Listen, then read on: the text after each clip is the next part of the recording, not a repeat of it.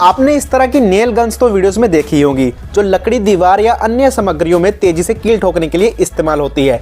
लेकिन ये काम कैसे करती है? देखिए, ये नेल गन कंप्रेस्ड एयर का इस्तेमाल करती है। जब ट्रिगर को दबाया जाता है तो कंप्रेस्ड एयर कील को जोर से बाहर की ओर धकेल देती है, जिससे कील लकड़ी या अन्य चीज में अंदर घुस जाती है। इसमें एक एयर कंप्रेसर लगा होता है जो नेल गन को लगातार एयर प्रेशर देता है। इस तरह की नेल गन को न्यूमेटिक नेल गन कहा जाता है। हालांकि इलेक्ट्रिक और गैस पाउडर नेल गन भी होती है, लेकिन उनका मैकेनिज्म अलग होता है। लेकिन हमारे यहाँ सब्सक्राइब बटन एक ही है, तो जरा उसे भी दबा दीजिए।